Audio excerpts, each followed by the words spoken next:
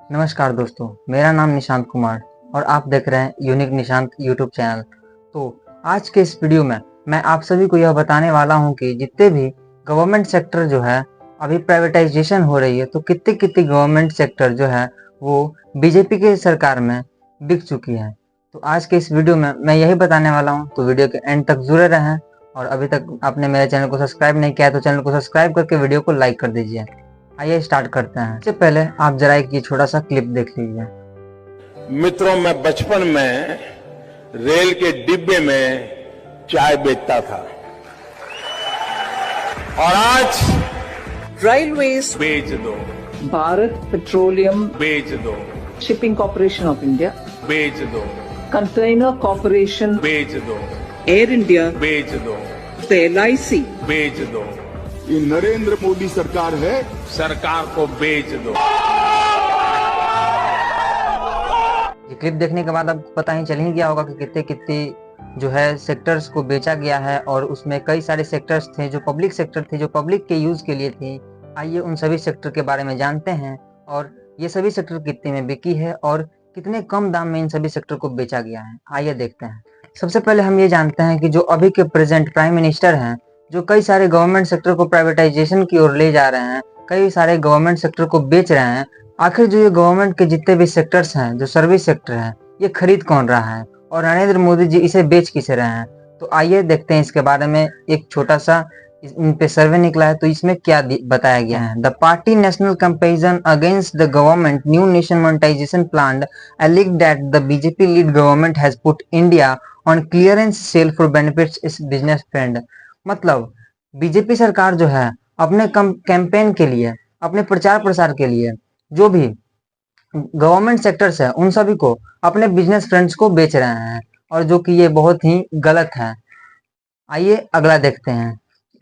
Number second की बात की जाए तो मनमोहन सिंह जी के कार्यकाल में एक भी गवर्नमेंट सेक्टर को बेचा नहीं गया था, और जस्ट गवर्नमेंट को जब मनमोहन सिंह जी के हाथों से नरेंद्र मोदी जी के हाथों में सौंपा गया, तो उसके बाद कई सारे गवर्नमेंट सेक्टर को प्राइवेटाइजेशन कर दिया गया। और ये एक प्राइम मिनिस्टर पर यह एक शोभा नहीं देता है कि वह किसी भी गवर्नमेंट सेक्टर को बहुत ही कम दाम में बेच दें। अब जरा इस रिपोर्ट को देखिए। Some of big tickets sale include Bharat Petroleum, Shipping corporation of India, Container Corporation of India and HLL Life Care. ये सारे जो हैं गवर्नमेंट सेक्टर्स जो थे वो बेच दी गई हैं और बहुत ही कम दाम में। अभी आगे बहुत सी चीजें जो है वो बेची जा रही है और बहुत सी चीजें बिक गई है। आगे देखते हैं। अब जरा इस रिपोर्ट को देखिए। Modi has sought 60 month to bring good days of the country. It earned Rs 25 lakh crore by rising the fuel price, but nobody known where the money has gone as there is no accountability। जैसा कि आपने इस रिपोर्ट में देखा कि नरेंद्र मोदी जी साफ साफ यहाँ पे बताया जा रहा है कि उन्होंने पेट्रोल के प्राइस को बढ़ाकर कितना यहाँ पे उन्होंने प्रॉफिट गेन किया है, और इस प्रॉफिट गेन किए हुए पैसे का कोई अकाउंटेबिलिटी नहीं है, इसकी कोई जानकारी नहीं है कि आखिर ये पैसा गया तो गया कहाँ। तो क्या ये होना चाहिए? किसी भी गवर्नमेंट के कार्यकाल में अगर आपको ये पैसे का अकाउंटेबिलिटी नहीं दिखाया जा रहा है तो कैसे आप मानेंगे कि ये सरकार हमारे लिए बेस्ट है? आइए आगे ऐसी और खबरें देखते हैं क्या हुआ है। अब इस रिपोर्ट को देखिए। The Indian government under manage to sell as many 12 PSUs there are. जैसा कि आपने देखा, बीजेपी के कार्यकाल में इंडिया के सरकार में 12 PSUs को बेच दिया गया है, और ये 12 PSUs क्या है आइए देखते हैं। Number 1 Modern Food, number 2 Maruti Udyog, number 3 Bharat Aluminium Company, number 4 CMC, number 5 Hindustan Teleprinters, number 6 Hindustan Zinc, number 7 Indian Petrochemical, number 8 Jessop and CO। ऐसे कई सारे PSUs हैं जिन्हें बीजेपी के सरकार में बेच दिया गया है, यानी कि एनडीए के सरकार में बेच दिया गया है। आइए और कितने चीजें बिकी हैं उसके बारे में भी जान लेते हैं। अब इस रिपोर्ट को देखिए। इस रिपोर्ट में यह साफ साफ दिखाया जा रहा है, apart from this 6 steel plants are also listed for sale including Neelachal Ispat Nigam, Durgapur steel plant, Salem steel plant and Rashtriya Ispat Nigam and विजात steel. इसमें दिखाया गया है कि कई सारी स्टील कंपनियों को भी बेच दिया गया है। जिस तरह आप अभी देख रहे हैं कि आप अपने मकान बनाने के लिए कई सारे स्टील, लोहा या कई भी धातु का उपयोग करने जा रहे हैं, तो उसका जो रेट है बहुत ज्यादा बढ़ चुका है। अभी 2019 के बाद इसका रेट बहुत हाई हो चुका है। तो यह इसी कारण हुआ है कि जो भी गवर्नमेंट स्टील कंपनीज थी उन्हें प्राइवेटाइजेशन कर दिया गया है, उन्हें बेच दिया गया है। आइए आगे कौन सी चीज बिकी है उसे भी देख लेते हैं। अब इस रिपोर्ट को देखिए। इस रिपोर्ट में यह साफ साफ बताया जा रहा है कि कई सारी जो गवर्नमेंट सेक्टर्स है उन्हें बेचने के लिए प्लान कर दिया गया है कि इन सब कंपनीज को हम बेच डालेंगे। इसमें कौन कौन सी है आइए देखते हैं। इसमें पहले पे आया है highway power, mine blocks, railways, airports and ports. ये सारी चीज प्लान कर दी गई है कि ये सारी चीज को अभी हम बेचने वाले हैं। आइए आगे देखते हैं। अब मैं जो आगे आपको दिखाने वाला हूँ वो आपकी टेंशनों को बढ़ाने वाला है, क्योंकि अभी तक जो नरेंद्र मोदी जी ने बहुत सारे गवर्नमेंट सेक्टर्स को बेचा था उनमें 2 दर्जन से भी ज्यादा पब्लिक सेक्टर थे जो हम लोगों के काम के लिए यूज होती थी। आइए इस रिपोर्ट को देखते हैं। इस रिपोर्ट में यह साफ साफ दिखाया जा रहा है, coming back to PM Modi privatisation road map, his government aim to sell more than 2 dozen public sectors enterprises.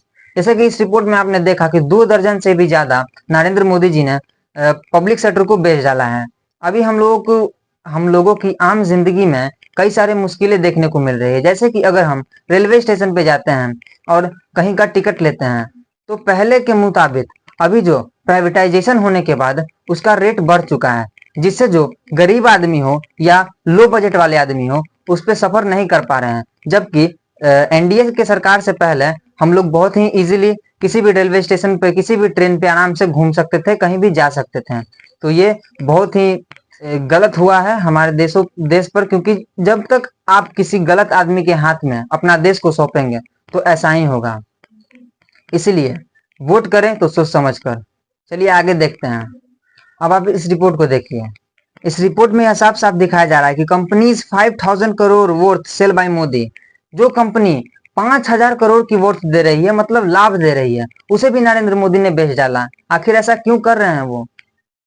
जो कंपनी प्रॉफिट दे रही है, जो कंपनी लॉस दे रही है, वो प्रॉफिट वाले कंपनी भी बेच रहे हैं और लॉस वाले कंपनी भी बेच रहे हैं, जो है कि हमारी अर्थव्यवस्था पर बहुत इसकी प्रभाव पड़ने वाला है। आइए आगे देखते हैं। इस रिपोर्ट में यह बताया जा रहा है कि नरेंद्र मोदी जी कैसे लोगों की आंखों में धूल झोंक कर 60 लाख करोड़ की प्रॉपर्टी को 6 लाख करोड़ में बेच डालते हैं। जैसे कि आप लोग समझ सकते हैं कि 60 लाख करोड़ की प्रॉपर्टी कितनी बहुत बड़ी है और जिसे 6 लाख करोड़ में बेच दिया जा रहा है। बहुत ही मोटा डिफरेंस हो जा रहा है इनको बीच में।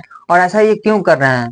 जो कंपनी आसमान के ऊपर है उसे जमीन पे लाके पटक दिया है इन्होंने। 60,000 करोड़ की प्रॉपर्टी को मात्र 6,000 करोड़ में बेच दिए हैं। इस पे आप क्या कहना चाहते हैं? अपना राय कमेंट सेक्शन में जरूर दें।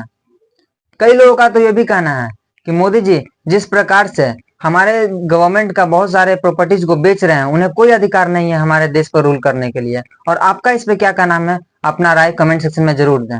आप लोगों के मन में ये सवाल जरूर रहा होगा कि नरेंद्र मोदी जी सबसे पहले प्राइवेटाइजेशन शुरू कहाँ से किए होंगे और क्या कौन कौन सी कंपनीज है जिसे सबसे पहले उन्होंने बेचा है। तो आइए इस रिपोर्ट को भी एक बार देख लेते हैं। इस रिपोर्ट में दिखाया जा रहा है कि first announce to privatisation of Bharat petroleum corporation, shipping corporation of India and Concor. ये तीनों कंपनीज है जो 2019 में अप्रूव की गई थी कि इन कंपनियों को बेच देना है और सबसे पहले नरेंद्र मोदी जी इन्हीं कंपनियों को बेचे थे। तो आपको हमारी वीडियो कैसे लग रही है कमेंट सेक्शन में जरूर बताएं और वीडियो को लाइक करके चैनल को सब्सक्राइब कर दें, ताकि ऐसे ही इंटरेस्टिंग वीडियो आप सबके लिए हम लाते रहें।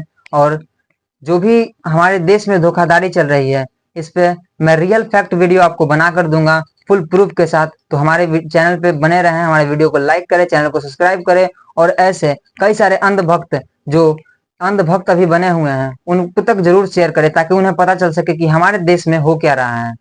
आइए एक रिपोर्ट हम आपको ऐसे दिखाएंगे जिसे आप देखकर चौंक जाएंगे। आपको लग रहा होगा कि नरेंद्र मोदी जी जो भी 10 साल में जितने भी काम किए हैं, जिससे कई जनता खुश होंगी, कई जनता निराश होंगी, फिर भी नरेंद्र मोदी जी कहते हैं अब की बार 400 पार। तो आइए देखते हैं इस 400 पार में कितनी सच्चाई है। तो एक रिपोर्ट के अनुसार यह बताया गया है कि support for Modi as best choice for PM fall from 66% to 24% in a year. इस रिपोर्ट में आप देख सकते हैं कि जिस तरह नरेंद्र मोदी जी का चाहने वाला 64% था वो गिरकर 24% पर आ गया। तो आपको क्या लगता है, क्या इस बार नरेंद्र मोदी जी 400 पार कर पाएंगे? मुझे तो नहीं लगता है। आप कमेंट सेक्शन में बता सकते हैं। और अभी के लिए अलविदा, मिलेंगे नेक्स्ट वीडियो में, तब तक के लिए नमस्कार।